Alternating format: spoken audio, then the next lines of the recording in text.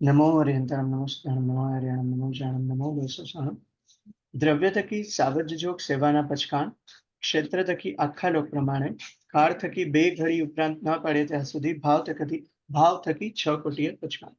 આપણે આજે સામાયિકના પચકાણ લીધા છે.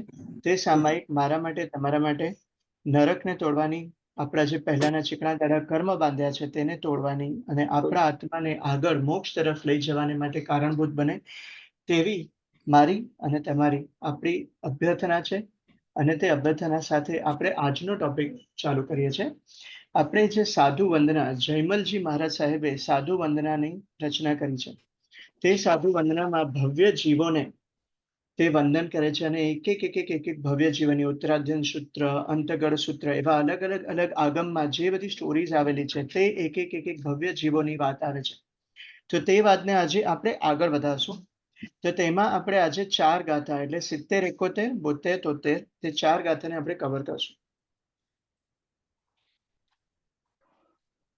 કુંવર અયમુત્તે દીઠા ગૌતમ સ્વામા, સુણી વીરની વાણી કીધો ઉત્તમ કામ. ચારિત્ર લઈને પહોંચ્યા શિવપુર ઠામ, ધુર આદિ મકાઈ અનંત અલક્ષ મુનિધામ. આમાં અયમુત્તા, કુંવર અયમુત્તા એની વાર્તા આવશે, જે વાર્તા હું તમને કહીશ. અને એના પછી નીચે જે લાસ્ટ લાઈન આવે છે તેમાં ધુર આદિ મકાઈ એટલે કે બીજા જીવો અનંત અલક્ષ મુનિ નામ એટલે બીજા જીવોની પણ વાત આવે છે. તો તે પણ હું તમને તેના વિશે પણ આપણે વાત કરશું. તો આમાં જે અયમુત્તા સ્વામીની અયમુત્તા મુનિની વાત છે તો તે કોણ હતા?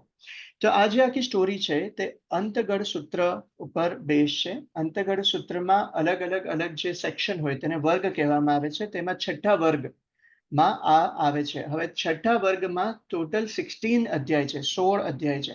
એક અધ્યાય એક જીવ માટેનો છે. તેમાંનો એક અધ્યાય આવે છે અર્જુન માલીનો. તે અર્જુન માલીની વાત આની પહેલા દીપાબેન આપણને કહી ચૂક્યા છે, કારણ કે આની પહેલાની ગાથામાં અર્જુન માલીની વાત હતી અને તે વાત આપણી કવર થઈ છે. તો તે એક અધ્યાય એમાં પૂર્ણ થયો છે. હવે બીજા અધ્યાયની આમાં વાત છે અતિમુક્ત મુનિ. અતિમુક્ત કોણ હતા? પોલાશપુર નગરમાં આ મહાવીર સ્વામીના સમયની વાત છે. આપણે પેલો ગાથામાં જે ગૌતમ સ્વામીનું નામ આવ્યું હતું. તો પોલાશપુર નગરમાં વિજય રાજા અને શ્રીદેવી રાણી તેમનો 8 વર્ષનો બાળક હતો અતિમુક્ત.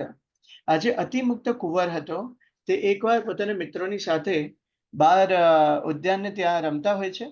અને જ્યારે તે રમતા હોય છે ત્યારે તે જ ઉદ્યાનમાં, તે જ પોલાશપુર નગરમાં એ વખતે મહાવીર સ્વામી અને એમના ગણધરો, એમનો આખો સંઘ એમ ત્યાં વિહાર કરતો કરતો આવ્યો હોય છે. અને તેમાંથી જે તેમના પહેલા ગણધર છે ગૌતમ સ્વામી, તે ગૌતમ સ્વામી ગોચરી માટે બહાર નીકળે છે. અને ગૌતમ સ્વામીનો જે આપણને તો ખબર છે, ગૌતમ સ્વામી પોતે પણ કેટલા ઊંચા જીવ હતા, બરાબર, કે એમનો જે પોતાનું જ્ઞાન છે, એમની જે પોતાની લબ્ધિઓ છે, એમના ચહેરા ઉપર જે સૌમ્યતા છે તેનાથી તે ચાલી રહ્યા છે. અને અતિમુક્ત કુમાર એમને જુએ છે. અતિમુક્ત કુમાર એમને જોતા જ એમને એમના પ્રત્યે આકર્ષણ થાય છે. એમને થાય છે કે આ કેટલા સુંદર આ મુનિ છે, કોણ છે, હું જેને એમને પૂછું કે તમે કોણ છો. તો આ 8 વર્ષના બાળક છે. અને 8 વર્ષના અતિમુક્ત ત્યાં જઈ એમની પાસે, ગૌતમ સ્વામી પાસે જઈ અને પૂછે છે કે અહો મહાનુભાવ, તમને મેં અહીં અમારા નગરમાં પહેલી વાર જોયા છે, તો તમે કોણ છો, આપ કોણ છો, આપના વિશેનો કઈ પરિચય આપો. ત્યારે ગૌતમ સ્વામી પોતે વાત કરે છે કે હું એક જૈન સાધુ છું અને હું મહાવીર સ્વામી એટલે મારા જે ગુરુ જે છે તે મહાવીર સ્વામી ત્યાં ઉદ્યાનમાં પધાર્યા છે.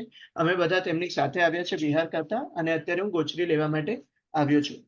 ત્યારે અતિમુક્ત કુમાર તેમને કહે છે કે તમે ગોચરી એટલે શું? એટલે પછી તેમના માટે ગૌતમ સ્વામીને કહે છે કે ભાઈ આવી રીતે અમે લોકો જે અહિંસક પદાર્થ હોય તે પદાર્થ જ અમે ગ્રહણ કરી શકીએ, અને તેને અમે ગોચરી કહે છે. તો અતિમુક્ત કુમાર એમને આ હાથ પકડી અને કહે છે કે તમારે મારા જ ત્યાં આવવું પડશે, મારા ઘરે, એટલે કે પોતાના પેલેસમાં લઈને જાય છે ને હું તમને વહોરાવીશ. અને ત્યાં જઈ અને પછી એમને જે ખપે તે રીતે બધી વસ્તુ વહોરાવે છે. વહોરાવી અને પછી પાછળ જતી વખતે કહે છે કે મારે તમારા ગુરુને જોવા છે. અને પછી એમની સાથે તે આવે છે. અને જ્યારે તે પાછા આવે છે ત્યારે શું જુએ છે? ઉદ્યાનમાં સમોસરણની રચના કરેલી છે. જ્યારે પણ તીર્થંકર ભગવાન પધારે અને તેમની દેશના થવાની હોય ત્યારે ત્યાં દેવો સમોસરણની રચના કરે છે. તો તેવી રીતે અહીંયા સમોસરણની રચના થયેલી છે અને મહાવીર સ્વામી તેમાં સમોસરણમાં વચ્ચે મધ્યમાં બેસેલા છે અને બધા ભવ્ય જીવો ત્યાં તેમની દેશના સાંભળી રહ્યા છે. ત્યારે અતિમુક્ત કુમાર પણ ત્યાં બેસે છે અને મહાવીર સ્વામીને જુએ છે, એમની દેશના સાંભળે છે અને એમના જીવનનું આખું પરિવર્તન થઈ જાય છે. તે દેશનામાં જે બધી વાત આવે છે અને સંસારની અસરતની વાત આવે છે, પછી અતિમુક્ત પાછા આવીને ઘરે વાત કરે છે કે મારે હવે આવી રીતે મારે આમની પાસે જ રહેવું છે. જેવી રીતે ગૌતમ સ્વામી મહાવીર સ્વામીની સાથે છે, કારણ કે ત્યાં એક અત્યંત શાંતિ છે. હું જ્યારે ત્યાં ગયો ત્યારે મહાવીર સ્વામીના વચનો સાંભળીને, એમની કહેલી વાતો સાંભળીને મને એક અત્યંત શાંતિનો અનુભવ થયો છે અને મારે પણ હવે ત્યાં જ રહેવું છે. ત્યારે તેના માતા પિતા જે છે, વિજય રાજા અને શ્રીદેવી રાણી, તેને આશ્ચર્ય થાય છે કે આ મારો 8 વર્ષનો પુત્ર, એના હૃદયનું પરિવર્તન થઈ ગયું, એમને મહાવીર સ્વામી પાસે રહેવું છે. તે તેને બધી રીતે સમજાવે છે કે આમાં ત્યાં આગળ રહેવું, સાધુ તરીકે રહેવું એટલે કોઈ સહેલી વાત નથી.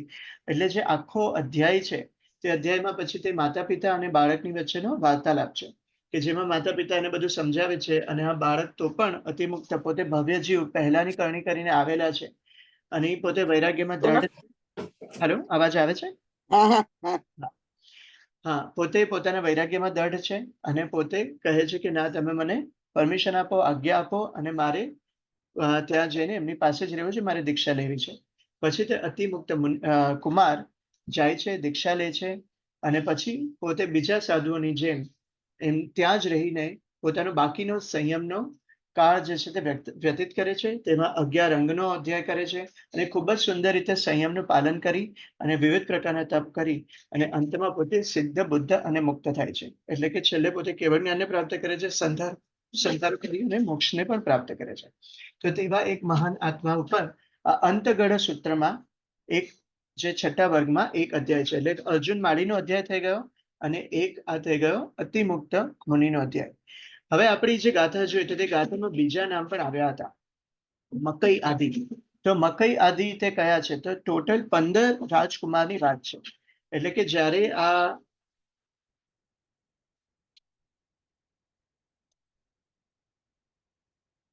હેલો, સોરી, મને અવાજ આવ્યો કઈ તો મને થયું. હા, ઓકે, ત્યાં મકઈ તો બીજા બધા જે જીવો છે તેના નામ કહું છું. તો તેમાં જે બાકીના, એટલે આપણા 16 અધ્યાય હતા, 16 અધ્યાયમાંથી એક અધ્યાય થઈ ગયો અર્જુન માલીનો, એક અધ્યાય થઈ ગયો આમનો અતિમુક્ત મુનિનો. હવે એ બાકીના જે 14 રાજકુમારની પણ એમાં વાત, એટલે કે એ એક લાઈન આવે છે કે જે લાઈન બેઝિકલી બાકીના જે 14 અધ્યાય છે તેની છે. તો તે અધ્યાયમાં જે રાજકુમારો છે તેમના અત્યારે નામ કહી દઉં છું. મકઈ, કિંકમ, કશ્યપ, ક્ષેમક, ધૃતિધર, કૈલાશ, હરિચંદન, વર્તક, સુદર્શન, પૂર્ણભદ્ર, સુમોનભદ્ર, સુપ્રતિષ્ઠિત, મેઘ અને અલક્ષ. તો આ જે છે, હું તમને પછી ગ્રુપમાં પણ આજે સ્લાઇડ મેં બનાવેલી છે, હમણાં તમને સ્ક્રીન મેં નથી શેર કર્યું કારણ કે પછી બધાનું ધ્યાન એ સ્ક્રીનમાં જે રીડ કરવામાં જ જશે. એટલે પણ અત્યારે મારી સામે છે. તો તે જે 14 રાજકુમારો છે અને 15માં અતિમુક્ત. તો એ 15 રાજકુમાર ઉપર 15 અધ્યાય છે અને આ બધા જ રાજકુમારોનું એવું હતું કે કોઈ રાજગૃહી નગરીના છે, કોઈ કાકિંદી નગરીના છે, કોઈ સાંકેત નગરીના છે, અમુક વાણિજ્ય નગરીના છે. એટલે એમ અલગ અલગ, અને વારાણસી અને સવિષ્ટિ એમ અલગ અલગ નગરીના છે. અને આ બધા રાજકુમારની વાત મોટી સરખી છે કે જેને ઘણી યંગ એજમાં તે કાં તો ગૌતમ સ્વામી મળ્યા, કાં તો તે સુધર્મા સ્વામીને મળ્યા, કાં તો તે મહાવીર સ્વામીને મળ્યા અને એના પછી વૈરાગ્યને પ્રાપ્ત કરી અને તેમણે ખૂબ જ સારી રીતે દીક્ષા લઈ, ખૂબ જ સારી રીતે સંયમનું પાલન કર્યું. કોઈએ 5 વર્ષ, કોઈએ 12 વર્ષ, કોઈએ 16 વર્ષ સુધી સંયમ આરાધના કરી અને અંતમાં બધાએ વિપુલગીરી પર્વત ઉપર જઈ અને સિદ્ધ, બુદ્ધ અને મુક્ત થયા. એટલે કે છેલ્લે તેમને કેવળ જ્ઞાન થયું, સંધારો પ્રાપ્ત કર્યો અને સંધારો પ્રાપ્ત કરી અને અત્યારે સિદ્ધ શિલાની વિશે સિદ્ધ ગતિને પ્રાપ્ત કરી છે. તો તેવા બધા જીવોની અહીંયા આગળ આ ગાથામાં વાત કરી છે. હવે આપણે આગળની ગાથામાં જશું.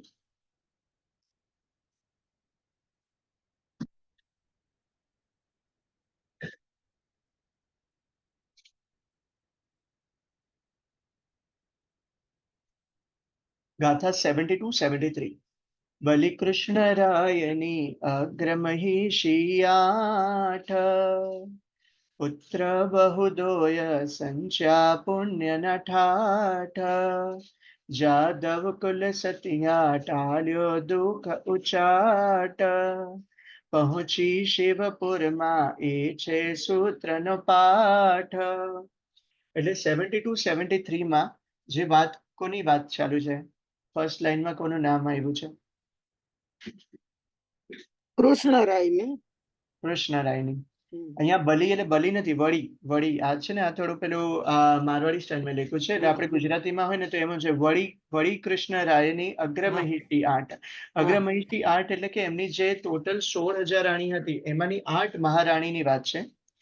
અને એમની 2 પુત્રવધુ દોએ સંખ્યા પુણ્યના ઠાઠ. એટલે એમની 8 એમની જે 16,000 પત્નીઓમાંથી 8 જે મોટી આપણે શું કહીએ એને મહારાણી અને મુખ્ય મહારાણીઓ અને 2 પુત્રવધુ. તો આની પહેલા આપણે એક ગાથા જોઈ ચુક્યા હતા કે જેમાં કૃષ્ણ ભગવાનના પિતરાઈ ભાઈઓ, કૃષ્ણ ભગવાનના પોતાના પુત્રો અને એમના પૌત્રો એમાંથી કોને કોને દીક્ષા લીધી અને કોનું એનું પણ આની પહેલા આપણે આવી ચૂક્યું છે સાધુ વંદનામાં. તો હવે અત્યારે એમના ફેમિલીમાં જે લેડીઝ છે એની વાત ચાલુ છે આમાં. તો અને જાદવ કુલ સતિયા, જાદવ એટલે કે યાદવ કુળ, એટલે કે કૃષ્ણ મહારાજનું જે કુળ છે તેની આ બધી સતીઓની વાત છે. ટાળ્યો દુઃખ ઉચાટ પહોંચી શિવપુરમાં, જે એ છે સૂત્રનો પાઠ. એટલે આ સૂત્રમાં આપણે એની વાત કરશું. તો હવે આમાં આપણે સૌથી પહેલા કૃષ્ણ મહારાજ માટે થોડી વાત કરીએ કે કૃષ્ણ મહારાજ જે વાસુદેવ હતા, બરાબર, અને તેમના જે કઝિન ભાઈ છે નેમ કુમાર, તેમણે દીક્ષા લે છે નેમરાજુની વાત આ બધાને ખબર છે. અને નેમકુમારને કેવળ જ્ઞાન થયું છે અને તે તીર્થંકર તરીકે પોતે ધર્મનું પ્રવર્તન કરી રહ્યા છે, બરાબર, ધર્મ બધે ફેલાવી રહ્યા છે. હવે કૃષ્ણ મહારાજ એકવાર એમના સમોસરણમાં બેઠા હતા અને પછી તેમને પ્રશ્ન પૂછે છે નેમનાથને કેવળ જ્ઞાન થઈ ગયું છે. અને કૃષ્ણ મહારાજ પછી તેમને પ્રશ્ન પૂછે છે કે મારા જે પુત્રો, મારા ભાઈઓ, મારા પુત્રો, મારા પૌત્રો એ લોકોએ પણ દીક્ષા લીધી છે, તો હું તમારી પાસે ક્યારે દીક્ષા લઈશ? તો ત્યારે જે નેમનાથ છે તે કહે છે કે તું વાસુદેવના પદમાં જન્મ્યો છે એટલે આ ભવમાં તને દીક્ષા નહીં મળે. વાસુદેવ ક્યારે દીક્ષા ના લઈ શકે. તો એ ભાવમાં ના લઈ શકે. ચક્રવર્તી હોય તે લઈ શકે, પણ વાસુદેવ હોય તે ના લઈ શકે. અને વાસુદેવ હોય એ પછી મરીને ડેફિનેટલી નરકમાં જ જાય. એટલે અમુક પ્રકારના એવા નિયમો છે જ. તો તે વાત સાંભળીને કૃષ્ણ મહારાજને બહુ દુઃખ થાય છે કે અરે હું દીક્ષા નહીં લઈ શકું. પણ પછી નેમનાથ એને કહે છે કે તું દુઃખ નહીં લગા, કારણ કે તું આવતી 24મીમાં થવા વાળો તીર્થંકર બનવાનો છે. એટલે કૃષ્ણ મહારાજ બહુ જ આનંદમાં આવી જાય છે કે અરે મને તીર્થંકરનું પદ પ્રાપ્ત થવાનું છે. એટલે તે ખૂબ જ આનંદમાં આવી જાય છે. અને પછી તે પૂછે છે કે મારું મૃત્યુ કેવી રીતે થશે અને આગળ બધું શું થવાનું છે તેના માટે મને કહી જણાવ. ત્યારે નેમનાથ એમ કહે છે કે તારું મૃત્યુ તારા ભાઈના હાથે જ થવાનું છે, કે જે ભાઈનું નામ છે જરાકુમાર, એનો કઝિન બ્રધર છે જરાકુમાર, એના હાથે મૃત્યુ થશે. હવે જરાકુમાર પણ ત્યાં આગળ જ બેઠા છે અને તે સાંભળે છે અને એમને આઘાત લાગે છે કે મારા હાથે કૃષ્ણ મહારાજનું મૃત્યુ થશે. એટલે તે નક્કી કરે છે કે જેવી આ દેશના પૂરી થશે તો હું અહીંયા આ દ્વારકા નગરી છોડીને હું વયો જઈશ. તો તે નક્કી કરે છે કે હું દ્વારકા નગરી છોડીને હું જંગલમાં વયો જઈશ, કારણ કે મારા હાથે કૃષ્ણ મહારાજનું મૃત્યુ ના થવું જોઈએ. બીજી તરફ પૂછે છે કે મારા નગરનું શું થશે, કારણ કે એમણે આખી સોનાની દ્વારકા બનાવેલી હતી. એટલે ત્યારે નેમનાથ એમ કહે છે કે તારા મૃત્યુની પહેલા જ તે દ્વારકા નગરી પણ પૂરી બળી જશે, ખતમ થઈ જશે. તો એ વાતથી પણ કૃષ્ણ મહારાજને બહુ શોખ લાગે છે કે આવી રીતના આટલું દુઃખ થઈ જાય છે કે એકદમ આઘાત લાગે છે કે આવું કેવી રીતના થશે. તો ત્યારે એમ કહે છે કે દ્વિપાયન મુનિ અથવા એટલે કે એક તાપસ છે દ્વિપાયન, તે તાપસના કારણે અને દારૂ, મદિરા, આ 2 વસ્તુના કારણે તારી દ્વારિકા નગરી બળી જશે, બરાબર. દ્વિપાયન તાપસ અને મદિરા અથવા કે દારૂ, એના કારણે તારી આ નગરી બળી જશે. તો પછી તે દેશના પૂર્ણ થાય છે અને પછી કૃષ્ણ મહારાજ નક્કી કરે છે કે હું દીક્ષા તો લઈ શકવાનો નથી અને તીર્થંકરના કહેલા વચન ક્યારે નિષ્ફળ જાય નહીં. એનો મતલબ કે દ્વારિકા નગરી આખી બળી જ જવાની છે. તો હવે સમય કેટલો છે આપણને ખબર નથી. તો તે બધાને કહે છે કે જેને જેને પણ સાચા માર્ગે ચાલવું હોય તે બધા નેમનાથ પાસે જાઓ, એમની પાસે ધર્મ અંગીકાર કરો, દીક્ષા અંગીકાર કરો. તમારી કાંઈ પણ જવાબદારી હોય, તમારી કાંઈ પણ ચિંતા હોય તો તે મને આપી દો, હું તમારા પરિવારની બધાનું હું ધ્યાન રાખીશ. એમ ખૂબ જ રીતે તે ધર્મની દલાલી કરે છે. એટલે ધર્મની દલાલી એટલે એમ કે આવી રીતે કોઈ આવીને કહે કે મારી દીક્ષા લેવી છે પણ મારી પત્ની છે, મારું છોકરું નાનું છે, તો એમણે કૃષ્ણ મહારાજ કહે છે કે હું એમનું ધ્યાન રાખીશ અને તું તારે આગળ જા ને તું દીક્ષા લે. એમ હજારો લોકોને દીક્ષા કરાવે છે. અને એમની પોતાની આટલી 16,000 જે રાણીઓ હતી એની પોતાની દીકરીઓ જે પણ થોડી મોટી થાય અને પછી એને માને એમ હોય કે ભાઈ મારી દીકરી હવે મોટી થઈ છે, હવે એને લગ્ન કરાવવું, તો એને કૃષ્ણ મહારાજ પાસે મોકલાવે કે તું જા અને પિતાજીને પગે લાગ. અને ત્યારે શું કરે કે એમ સીધું જઈને તો વાત ના કરી શકે કે હવે દીકરીને પરણાવવાની ઉંમર થઈ છે, એટલે એને એકદમ તૈયાર કરે, તૈયાર કરીને મોકલાવે. એટલે મહારાજ જોશે કે આ મારી દીકરી આટલી મોટી થઈ ગઈ છે, તો મહારાજને પોતાને થશે કૃષ્ણ મહારાજને કે આના કઈ લગ્ન કરાવીએ. તો કૃષ્ણ મહારાજ શું કરે, જ્યારે એમની પાસે કોઈ દીકરી આવે એકદમ તૈયાર થઈને, તો એને એમ પૂછે કે તારે સેવિકા થવું છે કે તારે મહારાણી થવું. જો એમ કે મારે મહારાણી થવું છે, તો કૃષ્ણ મહારાજ એમ કહે તો તું નેમનાથ પાસે જા, કારણ કે તું નેમનાથ પાસે જશે એમનો જે રસ્તો છે તે તને મહારાણી બનાવશે. જો તું લગ્ન કરશે તો તું સેવિકા બનીને રહી જશે, કારણ કે તું પોતાના પરિવારનું, પતિનું, બધાની સેવામાં જ તારી જિંદગી જશે. એટલે એમ કરીને પોતાના ઘરમાં પણ જેને જેને પણ પોતાની પત્નીઓમાં, પોતાની દીકરીઓમાં જેને જેને પણ દીક્ષા લેવી હતી કે શ્રાવિકા બનવું હતું, જે રીતે પણ પોસિબલ હતું તે રીતે કૃષ્ણ મહારાજે બસ ધર્મની દલાલી કરવાનું ચાલુ કર્યું. બીજું, કારણ કે નેમનાથે કીધું હતું કે દ્વારિકા નગરી બળવાના બે કારણ હશે, એક તો દ્વિપાયન તાપસ અને બીજું મદિરા. એટલે તેમણે પોતાની દ્વારિકા નગરીમાં મદિરાનું પાન એટલે કે દારૂ બંધ કરાવી દે છે.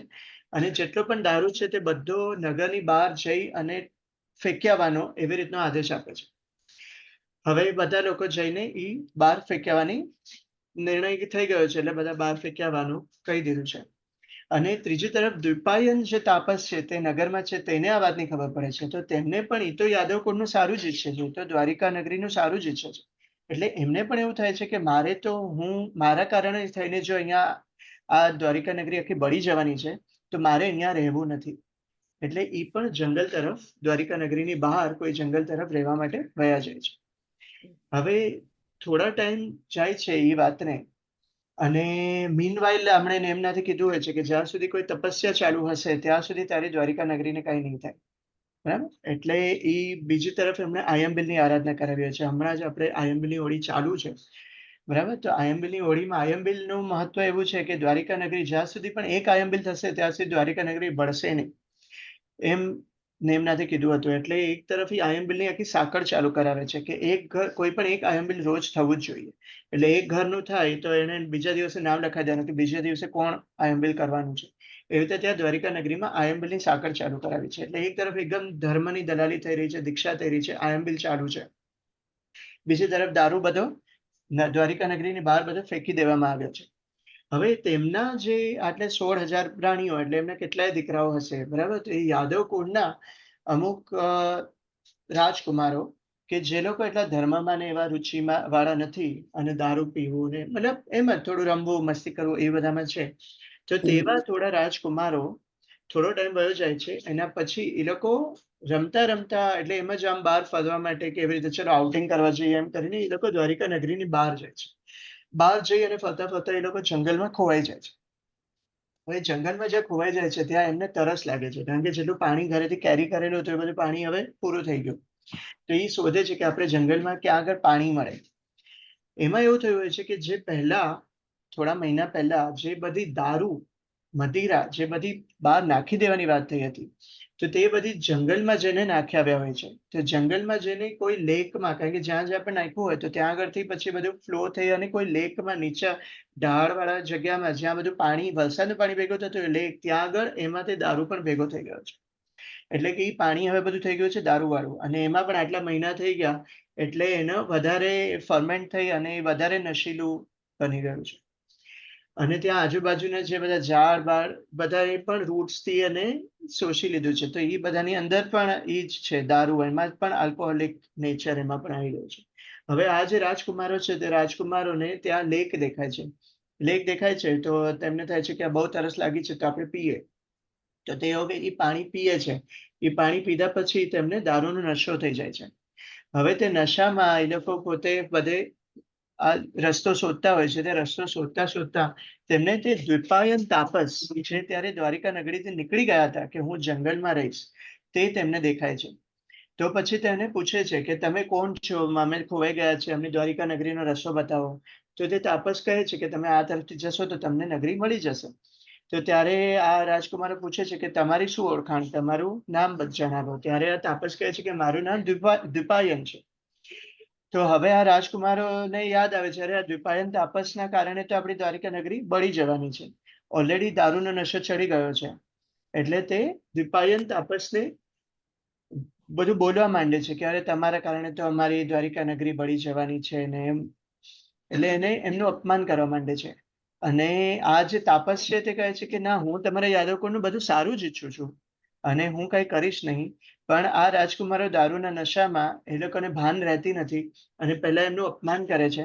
અને પછી બધા અંદર અંદર નક્કી કરે છે કે જો આ તાપસ જીવતો રહેશે તો આપણી નગરીને બાળશે ને, તો આપણે આ તાપસને જ કામ તમામ કરી નાખીએ. તો એ બધા નક્કી કરે છે કે આપણે તાપસને મારીએ. હવે એમની પાસે ત્યારે કોઈ પેલા બધો તલવાર ને એ બધું છે નહીં. તો એ લાતો અને મુક્કાથી મારવા માંડે છે. હવે એ જે પીટે છે ત્યારે આ તાપસે અત્યાર સુધી જે પેલી ક્ષમતા રાખી હતી, હવે એનામાં એ ક્ષમતા રહેતી નથી. એટલે પોતે માર ખાતા ખાતા એને એટલો ગુસ્સો આવે છે કે આ દારૂના નશામાં આ કુમારોને કઈ ભાન રહ્યું નથી, હું બોલું છું તે વાત સાંભળી નથી રહ્યા અને મને મારે છે. તો એને ગુસ્સો એટલો વધી જાય છે કે એ ગુસ્સામાં ને ગુસ્સામાં નિયાણું કરે છે કે જો મારું કઈ પણ તપસ્યાનું ફળ હોય તો આ બધા કુમારોને, આ યાદવ કુળના નાશનું હું કારણ બનું. એવી રીતે હું આ લોકોનો નાશ કરું, એવું તે નિયાણું કરે છે. તે નિયાણું કર્યા પછી ત્યાં આગળ એને કુમારો એમનું કામ તમામ કરી નાખે છે. અને પછી એ જે જીવ છે, દ્વિપાયન મુનિનો જીવ, તે ત્યાંથી દેવગતિમાં જાય છે. અને દેવગતિમાં જન્મતા ભેગું જ તે અગ્નિના જ દેવ બને છે. અને પછી તે એના એ જ દ્વારિકા નગરીમાં પછી અગ્નિનું કારણ, આગ લાગવાનું જે કારણ છે એ આ દેવ જ બને છે. હવે આ એક તરફ વાત થઈ. ત્યાં બીજી તરફ જે પેલું આયંબિલની સાંકળ છે, એ આયંબિલની સાંકળ ચાલુ છે. અને કૃષ્ણ મહારાજ પણ થોડો ટાઈમ થઈ જાય છે એટલે બધું ભૂલી ગયા છે. કૃષ્ણ મહારાજને આ બધી ખબર નથી. આ રાજકુમારો તો પાછા આવી જાય છે. પાછા આવીને કઈ કહેતા નથી કે અમે આવી રીતે દ્વિપાયન તાપસ મળ્યા હતા અને અમે એમને મારી નાખ્યા છે કે એવી કઈ વાત કરતા નથી. હવે બધા કૃષ્ણ મહારાજને તો કઈ ખબર નથી અને બધું નોર્મલ ચાલુ છે. એમાં એક દિવસ કોઈ પ્રોગ્રામનું આયોજન કરે છે અને કૃષ્ણ મહારાજ આખા ગામને નિમંત્રણ આપે છે કે બધાએ જમવા આવવાનું છે. ત્યારે તે ભૂલી જાય છે કે આયંબિલ વાળાનું શું. તો ત્યારે ગામમાં તો બધાને એવું થાય છે કે મહારાજનો આદેશ આવ્યો છે કે બધા જમવા જવાનું છે, એટલે બધા જમવા માટે વયા જાય છે. અને એ દિવસે કોઈ પણ આયંબિલ કરતું નથી. અને જે દિવસે કોઈ પણ આયંબિલ નથી કરતું તે જ દિવસે પછી આ જે દેવ બન્યા છે દ્વિપાયન મુનિ, તે પછી દ્વારિકા નગરીને બાળી નાખે છે. એટલે આ જે દ્વારિકા નગરીની અને જે કૃષ્ણ ભગવાનની જે વાત છે લાસ્ટમાં જૈન દર્શન પ્રમાણે. અને એમાં પછી કૃષ્ણ મહારાજ અને એમના જે ભાઈ હતા તે બંને ખાલી નીકળી શકે છે દ્વારિકા નગરીમાંથી. બીજા બધા અંદર જ, આખું યાદવકુળનો અંદર જ નાશ થઈ જાય છે. અને એ જે બે બહાર નીકળે છે અને એ લોકો પણ એ જ જંગલમાંથી નીકળ્યા છે જ્યાં એમનો ભાઈ છે જરાકુમાર. અને ત્યાં આગળ એ પછી બેસે છે આરામ કરવા માટે અને બેસે છે અને પોતે પીળા કલરનું ધોતિયું પહેર્યું છે. અને એનો જે ભાઈ છે જરા, એ તે દૂરથી જુએ છે અને એને એવું લાગે છે આ હરણ છે. કારણ કે આખું જંગલ આખું ગ્રીન દેખાતું હોય, ગ્રીન બ્રાઉન, એમાં એને યલો પાર્ટ દેખાય છે. તો એને એવું લાગે છે કે આ હરણ છે. એટલે હું હરણને મારું કરીને પોતે તીર છોડે છે. તે તીર પછી કૃષ્ણ મહારાજને વાગે છે અને એના કારણે પછી કૃષ્ણ મહારાજ છેલ્લે એમને પોતાનો દેહ છોડવો પડે છે. તો આ રીતે જૈન દર્શન પ્રમાણે જે કૃષ્ણ મહારાજની વાત છે. પણ આપણે આમાંથી મૂળ ગ્રહણ કરવાની વાત એ છે કે તેમણે પોતે, જેવી એમને ખબર પડી કે પોતે દીક્ષા નહીં લઈ શકે, ત્યારે પણ એમને વચન ઉપર શ્રદ્ધા કેટલી છે. બરાબર, આપણે એક શ્રદ્ધા વિષય ઉપર પણ અમારે લાવવું છે કે શ્રદ્ધા ને એમને પોતાને એટલી હતી કે એક તો નેમનાથના જ કહેલા જે તીર્થંકરના વચનો ફરે નહીં, એટલે કે દ્વારિકા નગરીનો વિનાશ થવાનો જ છે, મારા કુળનો પણ વિનાશ થવાનો છે. એટલે તેમણે ધર્મની ખૂબ દલાલી કરી. બરાબર, એટલે આપણે પોતે પણ ધર્મ કરીએ અને ધર્મની ખૂબ દલાલી કરીએ તો એવું ક્યારે કરશું જ્યારે આપણને ફૂલ શ્રદ્ધા હશે, કે પૂર્ણ વિશ્વાસ હશે, તો આપણે એ કરી શકશું. તો એને પછી તેમાં આપણે આ બધી જે એમની પટરાણીઓએ પણ દીક્ષા લીધી, એટલે એ જે સાધુ વનનામાં આપણે એ ગાથાને સમજ્યા. હવે આપણે જો થોડો વિચાર કરીએ શ્રદ્ધા અને શ્રદ્ધેય. બરાબર, શ્રદ્ધા એટલે શું અને શ્રદ્ધેય એટલે શું? શ્રદ્ધેય એટલે આપણને જેના ઉપર શ્રદ્ધા છે તે. બરાબર, આખું જે વર્લ્ડ છે, હમણાં દરેક વ્યક્તિ કોઈને કોઈ વસ્તુ ઉપર બિલીવ કરે છે. બરાબર, ચાહે કોઈ ધર્મ ઉપર ના કરતા હોય, આપણે જેને એથિયસ્ટ કહીએ, તો તે પણ સાયન્સ ઉપર બિલીવ કરે છે. એટલે કે તે તમારે શ્રદ્ધા છે. શ્રદ્ધા તો દરેકને જ છે. Everyone lives by some faith. પણ એ ફેથ આપણને કોના ઉપર છે, બરાબર? તો તેને આપણે કહીશું શ્રદ્ધેય, એટલે કે જેના ઉપર તમને શ્રદ્ધા છે તે છે શ્રદ્ધેય. તો શ્રદ્ધાનું મહત્વ કેટલું અને શ્રદ્ધેયનું મહત્વ કેટલું? તો હવે મહાવીર સ્વામીની આપણે વાત કરીએ, આપણે અત્યારે મહાવીર સ્વામીના શાસનમાં છીએ, એટલે કે દરેક તીર્થંકરે પોતે આવે અને પોતે દ્રવ્ય ક્ષેત્ર કાળના હિસાબે પાછળ ધર્મના નવા નિયમ બનાવે. તો આપણે આજે મહાવીર સ્વામીનું કરીએ, પણ આપણામાંથી કેટલા બધા, અત્યારે હું પોતે પણ મહાવીર સ્વામીનું નામ કરવા કરતા, મહાવીર સ્વામીની માળા ગણવા કરતા ઉવા સગારામની માળા ગણીએ છીએ. પછી ઘંટાકર્ણ મહાવીરને આપણે સ્તોત્ર બોલીએ છીએ, ભક્તામર બોલીએ છીએ, બરાબર? એટલે કે આપણે ધર્મમાં પણ, આપણા જૈન ધર્મમાં પણ આપણને એક દ્રઢ શ્રદ્ધા કે ભાઈ તીર્થંકર ઉપર જ મને શ્રદ્ધા હોય ને તીર્થંકરના જ વચન ઉપર જ શ્રદ્ધા હું રાખું. એ સિવાય આપણે થોડા થોડા તો આપણે પણ ડગમગાઈ જાય, બરાબર? કે કંઈક વસ્તુ થઈ તો ચલો હવે ઉવા સગારામનો પાઠ, કાંઈ કરીએ તો શાંતિનો પાઠ કરીએ, કંઈક થાય તો ચલો આપણે ઘંટાકર્ણ મહાવીરની બાધા લઈએ. એવી રીતે આપણે પોતે જૈન હોવા છતાં આટલું બધું આપણે દર રવિવારે મળીએ છીએ, આપણે આટલું બધું લર્ન કરવાની ટ્રાય કરીએ છીએ, પણ આપણે પણ શ્રદ્ધા ક્યારેક ક્યારેક થોડી થોડી ડગમગાઈ છે, બરાબર? પછી આપણને પાછું ક્યારેક પાછા સ્થિર થઈ જાય કે ના, આજે મારું કર્મ છે તે કર્મના હિસાબે જ આ આવ્યું છે. તો પણ શ્રદ્ધેયનું મહત્વ પણ બહુ છે. એટલે આપણે કોના ઉપર શ્રદ્ધા રાખીએ છીએ, કારણ કે આપણે કેટલી વાર કહી ચૂક્યા છે કે જૈન ધર્મ કેટલો મહાન ધર્મ છે, કે જે કોઈ બીજાને દુઃખ પડવું ને, દુઃખ ના પડે તે ટાઈપનો આ ધર્મ છે, બરાબર? હવે એ તમે માનો કે ના માનો, પણ જે જૈન ધર્મના મૂળ સિદ્ધાંતોને ફોલો કરવાનું છે તે સુખને પામવાનું જ છે. આપણે કોઈ પણ તમે સિદ્ધાંતને તમે ઉપાડી લો અને તમે એમ વિચારો કે આ સિદ્ધાંત છે, હવે ફોર એક્ઝામ્પલ ખોટું બોલવું નહીં, બરાબર? ઇટ્સ અ યુનિવર્સલ લો, બરાબર? આપણે જો ખોટું બોલશું, આમાં કોઈ કોઈ ધર્મવાળો કે ઇવન સાયન્ટિસ્ટ કે કોઈ સોશિયલિસ્ટ કોઈ પણ એવું ના કહી શકે ભાઈ તમારો આ પ્રિન્સિપલ રોંગ છે. ખોટું બોલવું નહીં, હંમેશા સત્ય બોલવું, તે પોતાના જીવને પણ હંમેશા શાંતિ આપે એવું વસ્તુ છે, બીજાને માટે પણ શાંતિ આપે એવી વસ્તુ છે. જો આપણે ખોટું બોલશું, કંઈ કપટ કરશું, પછી તે એક ખોટુંને છુપાડવા માટે બીજું ખોટું બોલવું પડશે, એમ કરીને ક્યાંથી ક્યાં આપણે જશું? ચોરી કરવી નહીં, હિંસા કરવી નહીં, બરાબર? પછી જે આત્મભાવમાં રહેવાની વાત છે, ક્રોધ ઓછો કરવાની વાત છે, રાગ ઓછો કરવાની વાત છે, દ્વેષ ઓછો કરવાની વાત છે. આ બધી વાતો, આ બધા જ પ્રિન્સિપલ એવા યુનિવર્સલ છે કે આપણા માટે આપણે જે વસ્તુ પર શ્રદ્ધા બેસી છે એ શ્રદ્ધેય, એટલે કે આપણો ધર્મ, એટલે કે આપણા તીર્થંકર તે પણ એકદમ મહાન છે. તો શ્રદ્ધાનું મહત્વ વધારે કે શ્રદ્ધેયનું મહત્વ વધારે? એક વાર્તા આવે છે રોહણીય ચોરની. શ્રેણિક રાજા મહાવીર સ્વામીના ટાઈમની જ વાત છે. એક ચોર હતો, રોહણીય ચોર. તે ચોર ચોરી કરીને છુપાતો છુપાતો કશે જતો હોય છે, અને જ્યારે તે છુપાતા છુપાતા સમોસરાની બહાર ઊભો રહે છે, અને ઊભો રહીને એને કાનમાં ખાલી થોડા વાક્ય પડે છે. એ ટાઈમે મહાવીર સ્વામી દેશનામાં કહી રહ્યા હોય છે કે દેવોનું સ્વરૂપ કેવું હોય, બરાબર? દેવોનું સ્વરૂપ એવું હોય કે દેવો આંખ પટપટાવે નહીં, જે દેવલોકના દેવોની વાત ચાલુ છે, કે તે આંખ પટપટાવે નહીં, તે જે જમીન ઉપર એ ચાલે નહીં, જમીનથી 4 આંગળ ઉપર જ એમ હોય. પછી એમના ગળામાં જે ફૂલોની માળા હોય તે ફૂલોની માળા ક્યારેય કરમાય નહીં. એ ટાઈપે દેવોનું વર્ણન ચાલુ છે, અને તે વસ્તુ રોહણીય ચોર સાંભળે છે. હવે અત્યારે એને કઈ શ્રદ્ધા નથી, મહાવીર સ્વામીને જોયા નથી, એ કઈ મહાવીર સ્વામીના માર્ગે આવ્યો નથી, ખાલી એને 3-4 વાક્યો સાંભળ્યા છે. હવે આ જે રોહણીય ચોર છે તે ચોર આખી રાજગૃહ નગરીમાં ચોરી કરતો હોય છે, અને ઈ વાતની, ઈ વસ્તુની ખબર શ્રેણિક રાજાના જે મંત્રી હતા અભયકુમાર, તેમને ખબર પડે છે. પણ એમના પાસે કોઈ સબૂત નથી, કોઈ એવિડન્સ નથી કે રોહણીય ચોર જ ચોરી કરે છે. એમને એમ ખાતરી છે કે આ જ રોહણીય છે ચોર, પણ એ હાથે રંગે હાથે પકડાતો નથી. તો પછી અભયકુમાર વિચારે છે કે આને કોઈ અલગ રીતે ટ્રેકમાં લેવો પડશે. એટલે અભયકુમાર શું કરે છે કે રોહણીય ચોરને જમવા માટે બોલાવે છે. હવે જમવા માટે બોલાવે છે ત્યારે એને જે જમવાનું ખાવાનું આપે છે તેમાં ઊંઘની દવાઓ આપી દે છે, એટલે રોહણીય ચોર સૂઈ જાય છે. હવે તે જ્યારે એકદમ સૂઈ ગયો છે, એકદમ ડીપ સ્લીપમાં છે, ગેનમાં છે, ત્યારે તેને એક અભયકુમારે આખું દેવલોક જેવું એક એક જગ્યા બનાવી હોય છે, એક એવો રૂમ બનાવ્યો હોય છે કે જે એકદમ દેવલોક જેવું લાગે, અને ત્યાં દેવો દેવીઓ હોય એવા બધાને રેડી કરે છે, ફૂલોની માળા અને એવી રીતના દેવો દેવીઓ હોય એવી રીતે બધાને રેડી કરે છે, અને ત્યાં આગળ વચ્ચે બેડમાં ત્યાં એને સુવડાવી દે છે.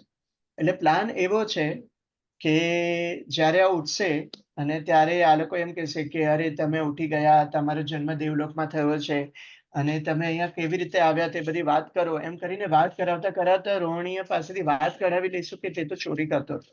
એટલે એના મોઢે જ બોલી દેશે કે ભાઈ મેં તો અહીંયા ત્યાં ચોરી કરી અને તો પણ મને દેવલોક મળ્યું. એટલે અભયકુમારે એમ વિચાર્યું હોય છે કે ભાઈ આ બોલી જશે પોતાના મોઢાથી.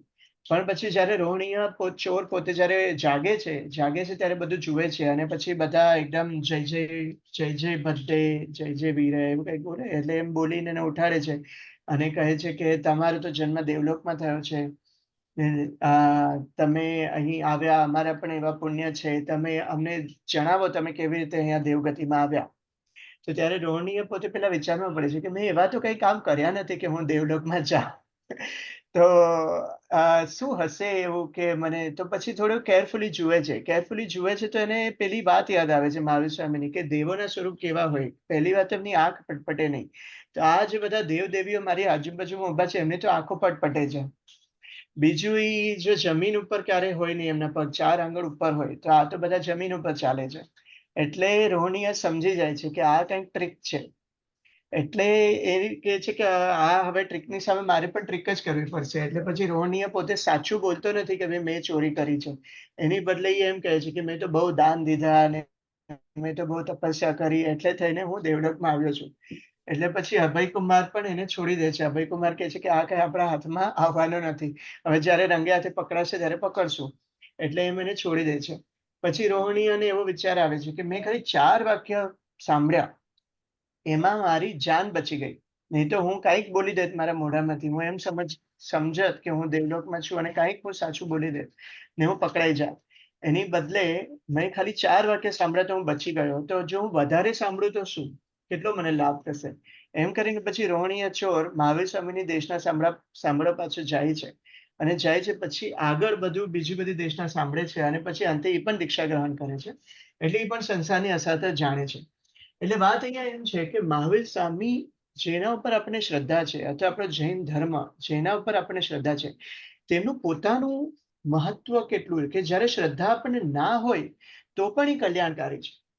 એ વ્યક્તિ ઉપર તમને શ્રદ્ધા નથી તો પણ એ વ્યક્તિ કલ્યાણકારી છે. જ્યારે એમની પાસે મહાવીર સ્વામીને કયો સાપ કરવા આવ્યો હતો? ચંડ કૌશિક સાપ જ્યારે એમને કરડવા આવ્યો હતો, ચંડ કૌશિક પોતે એટલો ક્રોધમાં રહેવા વાળો સાપ હતો, એને તો કઈ શ્રદ્ધા જ નથી મહાવીર ઉપર. પણ તોય મહાવીર એને બુજ્જે બુજ્જે કહે છે અને પોતાનો એનો ક્રોધ શાંત થઈ જાય છે. એને જ્યારે પોતાનો પૂર્વ ભવ યાદ આવી જાય છે. એટલે એવો આ કરુણામય એવા મહાવીર સ્વામી છે, એવા આ તીર્થંકર છે કે તેમણે આખા વિશ્વનું કલ્યાણ કરવા માટે થઈને આવી દેશનાઓ આપી, આવા વચનો કીધા. બાકી નહીં તો એમનું તો કલ્યાણ થવાનું જ હતું. પોતે તો જન્મ્યા 3 જ્ઞાનથી હતા. પોતાને ખબર જ હતી કે પોતાનું તો કેવળ જ્ઞાન થવાનું છે, પોતાનો મોક્ષ થવાનું જ છે. પણ પોતે વિશ્વના કલ્યાણ માટે, વિશ્વના દરેકે દરેક જીવનું કલ્યાણ થાય તેવી ભાવનાથી આ ધર્મની સ્થાપના એમણે કરી.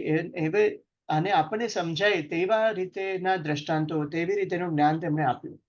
એવા આપણા ભગવાન શ્રદ્ધેય પોતે પણ એવા કરુણાવાળા છે, એવા મહાન છે કે આપણને એના પર શ્રદ્ધા હોય કે ના હોય પણ તોય આપણું કલ્યાણ થઈ જાય છે. એટલે વાત એમ છે કે શ્રદ્ધેયનું મહત્વ પણ ઘણું છે ને આપણે એટલા મહાન છે કે આપણે એટલો મહાન અવસર મળ્યો છે કે આપણને આવા મહાન શ્રદ્ધેય, એવા મહાન આપણને તીર્થંકરને એવો આપણને ધર્મ મળ્યો છે. એટલે કોઈ વાર કોઈ વસ્તુ પર આપણને શ્રદ્ધા બેસે કે ના બેસે તો પણ આપણે એ વસ્તુનું પાલન કરવાનું. બીકોઝ આપણને ધર્મમાં કીધું છે એટલે આપણે એ વસ્તુનું પાલન કરવાનું. હવે સમજો કે કોઈ ડોક્ટર આપણને દવા આપે અને આપણને એ દવા પર વિશ્વાસ નથી. બરાબર, મને એવું થાય છે ખબર નહીં હવે આ દવા મને સાજું કરશે કે નહીં, પણ જો હું એ ખાઈશ તો મને વિશ્વાસ હશે કે નહીં હોય, દવા તો એનું કામ કરવાની જ છે.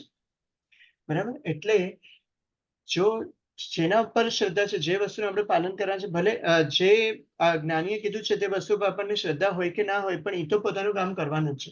હવે જો એમાં શ્રદ્ધા પણ ભળી જશે તો સોનામાં સુગંધ મળશે. બરાબર, એટલે આપણને એ પાલન કરતા કરતા જ્યારે આપણને સાચું લાગવા માંડે, અરે મને આ વસ્તુથી ફાયદો થયો, મને આ વસ્તુથી ફાયદો થયો, હું 48 મિનિટ સામાયિકમાં બેઠો, 48 મિનિટ સુધી મેં કોઈની સાથે કચકચ કરી નહીં, મેં મોબાઈલ ફોન વાપર્યો નહીં, મારા મગજને શાંતિ મળી, મને એક ફુલફિલમેન્ટ જેવું ફીલ થયું છે. તો તમને પોતાને થશે હા આ 48 મિનિટ મારા માટે સારી છે, મને ફિઝિકલી, મને મેન્ટલી, મને ઇમોશનલી કામ ડાઉન કરવા માટે સારી છે. આપણને ધીમે ધીમે એના પર શ્રદ્ધા આવશે. જ્યારે આપણે તપસ્યા કરશું ત્યારે એના પર શ્રદ્ધા આવશે. જ્યારે આપણે દાન કરશું, ખાલી વાંચન કરશું, એમ આપણને શ્રદ્ધા બેસે, કારણ કે વસ્તુ તો પોતાનું કામ કરવાનું જ છે. ક્રિયાઓ જે કહી છે તે તો પોતાનું પોઝિટિવ ઇફેક્ટ આપવાની જ છે. અને તે પોઝિટિવ ઇફેક્ટ જ્યારે આપશે ત્યારે આપણને એના પર શ્રદ્ધા બેસશે, અને જ્યારે તે શ્રદ્ધા બેસશે તે શ્રદ્ધા સોનામાં સુગંધનું કામ કરશે.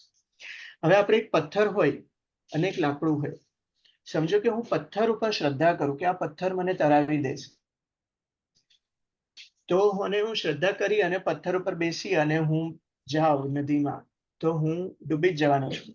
એટલે કે શ્રદ્ધા ખાલી હોય પણ શ્રદ્ધા રોંગ વ્યક્તિ ઉપર છે, રોંગ પ્રિન્સિપલ ઉપર છે, તો રોંગ બિલીફ ઉપર છે, બરાબર? તો પછી ઈ મને નથી તરાવવાનું. હવે એની બદલે લાકડું છે. હવે લાકડા ઉપર મને એમ હશે ખબર નહીં મને પહોંચાડશે કે નહીં પહોંચાડે, તો પણ હું એના પર બેસીશ, તો હું બહુ શ્રદ્ધા કર્યા વગર પણ જો હું એના પર જઈશ તો એ મને તરાવવાનું જ છે, કારણ કે તેનામાં એક ક્ષમતા છે. તો તેવી જ રીતે એટલે આપણી જે વાત છે કે હવે સંગમ થઈ ગયો કે ગોશાળો થઈ ગયો કે ચંડ કૌશિક થઈ ગયો, તે બધાને માટે કલ્યાણકારી મહાવીર સ્વામી હતા. તો તે મહાવીર સ્વામીનું આ શાસન અને તીર્થંકરોએ આખા વિશ્વનું કલ્યાણ થાય તેના માટે આપણને આપેલું આ જે જ્ઞાન છે, હંમેશા સંભાવમાં રાખવા માટેનો આપણને આજે રસ્તો બતાવ્યો છે, તે ખૂબ જ મહાન છે. અને આપણે એને છોડવાનું નથી. આપણને કોઈ વસ્તુ ઉપર શ્રદ્ધા બેસે કે ના બેસે, કોઈ વસ્તુમાં આપણને એવું થાય તો આપણે ખાલી એમ જ વિચારવાનું કે આ કદાચ એવી વસ્તુ છે કે જે અત્યારે મારા મગજમાં બેસતી નથી. આપણને કોઈ એવો ટોપિક આવે, કંઈક એવું વાંચીને આપણને થાય કે આવું કેવી રીતે પોસિબલ છે, તો પછી આપણે ખાલી એમ જ વિચારીને કે ચલો આ વસ્તુ એવી છે કદાચ જે મને હમણાં નથી ખબર પડતી, કદાચ મારી લાયકાત નથી, તો લેટ મી મૂવ ઓન. પણ મારે આ વસ્તુની ઉપર અશ્રદ્ધા નથી કરવી, કારણ કે આ જે છે તે જ મને તિન્નાણમ તાર્યાણમ, પોતે પણ તરશે અને મને પણ તારશે, તેવો આ રસ્તો છે. અને આપણે એવી રીતે શ્રદ્ધાથી આગળ વધશું તો આપણને મોટા શ્રદ્ધેય તો મળ્યા જ છે, ધર્મ તો મળ્યો જ છે, તો આપણે ડેફિનેટલી તરી જશું, આગળ વધતા જશું અને આપણું કલ્યાણ થશે. તો એ ટોપિક સાથે એકચ્યુઅલી ટાઈમ થોડો હજી 10 મિનિટનો ટાઈમ છે, તો મેં જે તૈયાર કરેલું તે અહીંયા પૂર્ણ થાય છે. મારાથી સૌથી પહેલા તો જીન આજ્ઞા વિરુદ્ધ કાંઈ પણ બોલાયું હોય તો અરિહંત અને સિદ્ધ કેવડી પ્રભુની સાક્ષીએ તસ્મિચ્છામિ. તમને કોઈને કાંઈ પણ પ્રશ્ન હોય કે કાંઈ પોતાના ભાવ રજૂ કરવા હોય તો ડેફિનેટલી.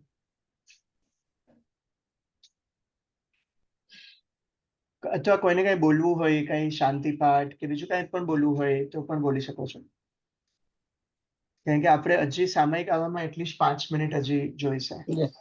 કોઈને પ્રશ્ન હોય તો રાહ જોઈએ, નહીં તો પછી મોટી શાંતિ બોલી દઈએ. હા, રેકોર્ડિંગ સ્ટોપ કરું છું. હા.